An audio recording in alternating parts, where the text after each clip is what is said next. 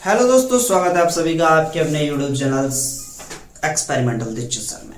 आज की इस वीडियो के अंदर हम क्या बात करने वाले हैं, सबसे पहले तो उसके बारे में बात करना। साइंस की क्लास चल रही थी, क्लास 10th फिजिक्स भौतिकी हम पढ़ रहे थे। उसके अंदर क्या क्या पूछने को आता है, क्या क्या आपको सीखना चाहिए। परावर्तन के नियम मैंने आपको करा दिए थे। मुख्य फोकस क्या होता है बता दिया था। वक्रता केंद्र क्या होता है, सेंटर ऑफ कर्वेचर क्या होता है बता दिया था। दर्पण का द्वारक क्या होता है, अपर्चर ऑफ मिरर क्या होता है बता दिया था। मिरर के बारे में बता दिया था। सारी की सारी पॉइंट्स ये मैंने आपको बता दिए थे। परावर्तन रिफ्लेक्शन के रूल्स को मैंने आपको बता दिया था। तो आज वहीं से स्टार्ट करते हैं, स्फेरिकल सेल से।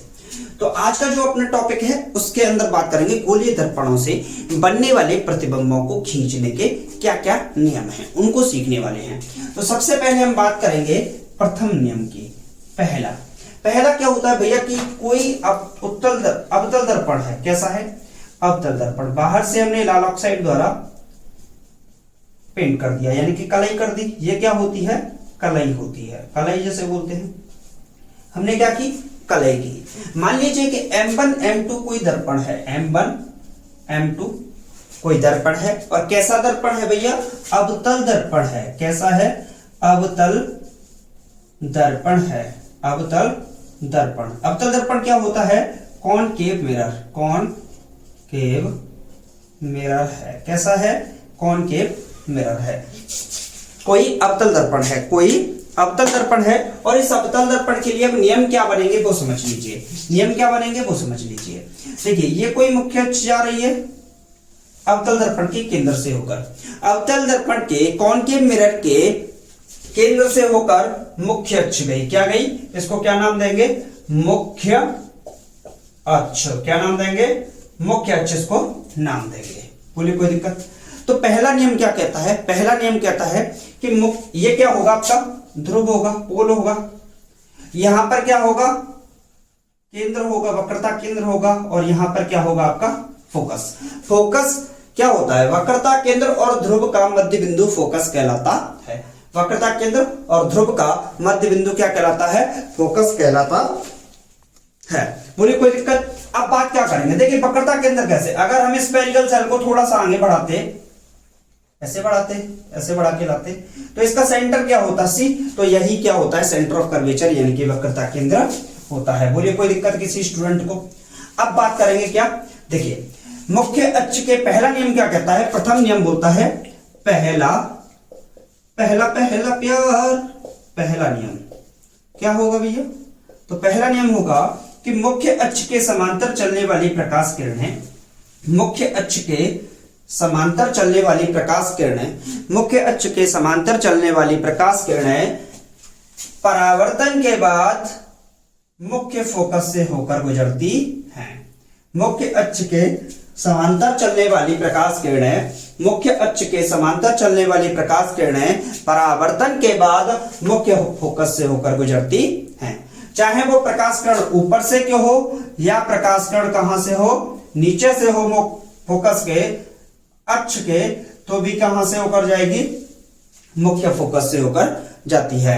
तो अवतल दर्पण के लिए या उत्तल दर्पण, दोनों के लिए मुख्य अक्ष के समांतर चलने वाली प्रकाश किरणें परावर्तन के बाद, रिफ्लेक्शन के बाद मुख्य फोकस से होकर गुजरती हैं। बोलिए, कोई दिक्कत? अब इसमें ये तो पहला नियम हो गया। अब दूसरा नियम क्या है उसको भी समझ लेते हैं। दूसरा नियम है, अभी इसको मैं किसके अंदर दिखा देता हूं? उत्तल दर्पण के अंदर। किसके अंदर? उत्तल दर्पण के अंदर। तो ये हो गया अपना उत्तल दर्पण। क्या हो गया भैया? उत्तल दर्पण। इसकी मुख्य अक्ष कहां होगी? यहां होगी। तो ये हो गई इसकी मुख्य अक्ष। इसका जो अगर देखें तो सेंटर ऑफ कर्वेचर कहां बनेगा? इस साइड में बनना चाहिए। तो सेंटर ऑफ कर्वेचर कहां होगा? सी। यहां होगा। फोकस कहां होगा इसका? एफ। यहां होगा। अब प्रकाश किरणें हमेशा, प्रकाश किरणों को अगर हम इससे देखेंगे तो ये लेफ्ट से चलती हैं या राइट से? इधर ये मेरा लेफ्ट है, तो लेफ्ट से चलेंगी राइट की ओर। तो प्रकाश किरणें बाईं तरफ से और कहां जाएंगी? राइट की ओर। तो वे प्रकाश किरणें, उत्तल दर्पण की बात करें या अवतल दर्पण, दोनों के लिए एक ही होता है। वे प्रकाश किरणें जो मुख्य अक्ष के समांतर चलती हैं, वे प्रकाश किरणें जो मुख्य अक्ष के समांतर चल रही हैं प्रकाश के परावर्तन के बाद मुख्य फोकस से होकर गुजर जाती है। अब एक बात बताइएगा मुझे, एक बात बताइएगा कि इधर तो कलई हो रही थी, इधर तो प्रकाश का किरण नहीं जा सकती, तो फिर क्या हम कर लेंगे, मान लेंगे कि ये इस फोकस से होकर गई होगी। वास्तव में ये कहां गई होगी, वास्तव में ये वापस ऐसे गई होगी लौट के। जब ये वापस ऐसे लौट के गई होगी तो हमने मान लिया कि ये वापस लौट के कहां जा रही होगी, फोकस से होकर जा रही होगी। चाहे ऊपर से जाए मुख्य अक्ष के, चाहे मुख्य अक्ष के नीचे से होकर जाए, प्रकाश किरणें परावर्तन के बाद कहां से होंगी, परावर्तन के बाद मुख्य फोकस से होकर गुजरती हैं। बोले कोई दिक्कत? तो वे प्रकाश किरणें जो मुख्य अक्ष के समांतर चलती हैं, परावर्तन के पश्चात, परावर्तन हो या अपवर्तन दोनों ही होते हैं, लेकिन परावर्तन के पश्चात मुख्य फोकस से होकर गुजरती है। पहला नियम क्लियर हुआ भैया, क्लियर हुआ। चलें अब चलते हैं सेकंड रूल पर। इसी का सेकंड रूल क्या कहता है, इसका सेकंड रूल कहता है, चलिए क्या आप लोगों को समझ में आ रहा है? हाँ जी, चले आगे, चलते हैं सरकार आगे। चलिए क्या बोलता है ये, दूसरा नियम कहता है कि मान लीजिए ये कोई अवतल दर्पण है। क्या है, अवतल दर्पण। तो बाहर की ओर हमने क्या कर दी भैया, कलई कर दी, बाहर की ओर क्या कर दी, कलई कर दी। ये नहीं, अवतल दर्पण तो हमने करा ही दिया, तो अब कौन सा कराएंगे, अब दूसरा नियम बता रहे हैं। तो दूसरा नियम क्या होता है वो भी समझ लीजिए। दूसरा नियम समझिए, दूसरा नियम क्या कहता है कि मान लीजिए ये अवतल दर्पण है। क्या है, अवतल दर्पण। बोलिए कोई दिक्कत, ये अवतल दर्पण है, ये इसका क्या है, मुख्य अक्ष।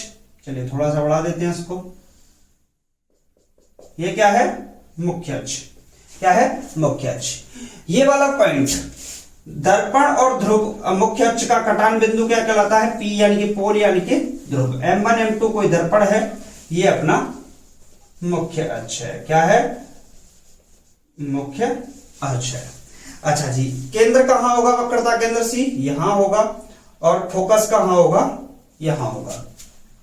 तो दूसरा नियम क्या कहता है, वे प्रकाश किरणें जो वक्रता केंद्र से होकर जाती हैं, वे प्रकाश किरणें जो वक्रता केंद्र से होकर जाती हैं, परावर्तन के पश्चात या अपवर्तन के पश्चात, वे प्रकाश किरणें जो वक्रता केंद्र से होकर जाती हैं, परावर्तन के पश्चात वक्रता केंद्र से होकर ही वापस लौट जाती हैं।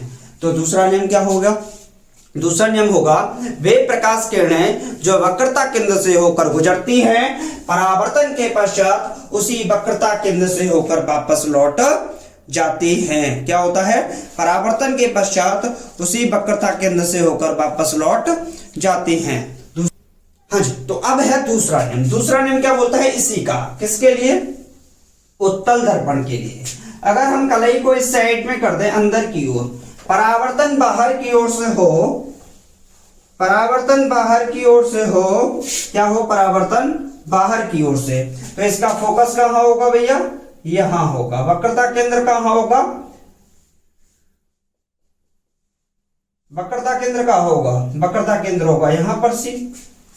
तो वे प्रकाश किरणें जो वक्रता केंद्र से होकर जाती हैं, परावर्तन के या अपवर्तन के पश्चात वक्रता केंद्र से होकर ही, जो वक्रता केंद्र से होकर जाती हैं, वह वापस जैसे जाएंगी वैसे ही वापस लौट आती हैं। तो वे प्रकाश किरणें जो वक्रता केंद्र से होकर गुजरती हैं, वे प्रकाश किरणें जो वक्रता केंद्र से होकर गुजरती हैं, परावर्तन या अपवर्तन के पश्चात वक्रता केंद्र से होकर ही वापस लौट जाती हैं। तो इसका ये दूसरा नियम हुआ।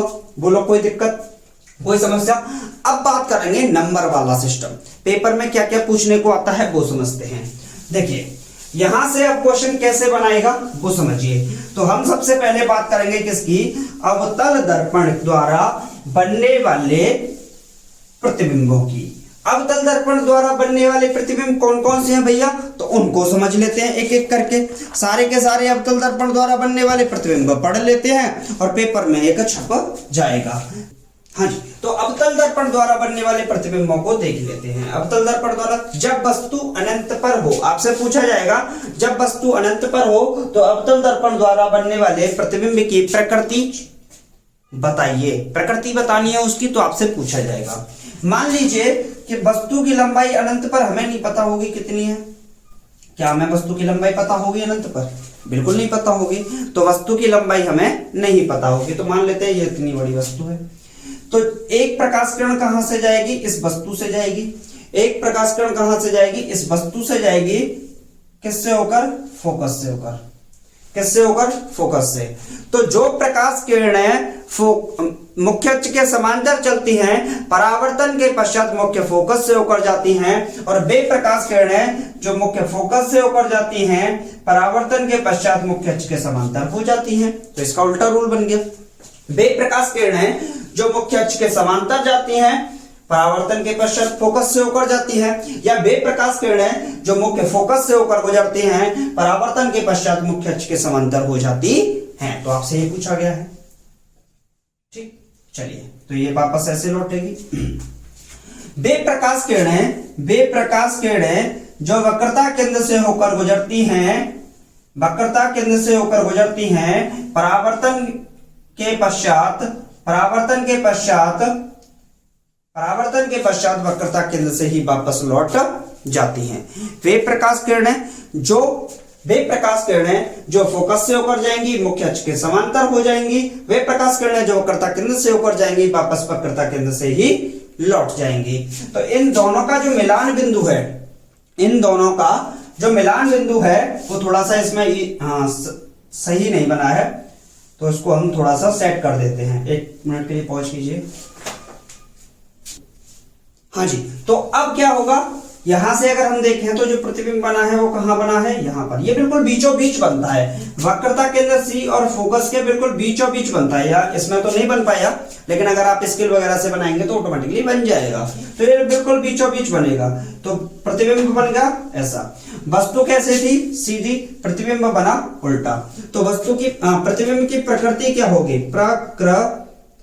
भैया प्रकृति क्या होगी प्रतिबिंब की? तो वो समझ लेते हैं। प्रकृति का मतलब ये उल्टा होगा। पहली बात, कैसा होगा? उल्टा होगा। उल्टा है।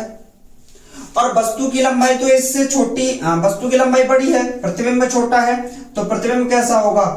वस्तु से छोटा। कैसा होगा? वस्तु से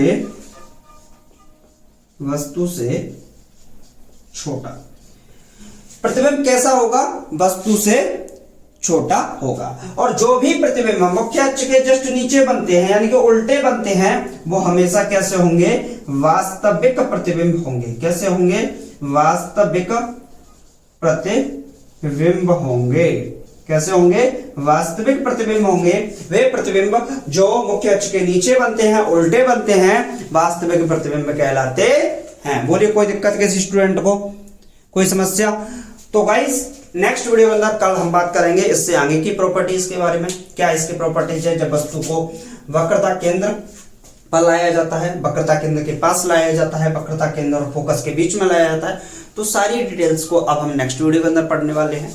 तो तब तक के लिए धन्यवाद। आपको वीडियो अच्छा लगा, वीडियो को लाइक कीजिएगा, चैनल को सब्सक्राइब कीजिएगा, वीडियो को शेयर कीजिएगा। Tata bye bye. मिलते हैं।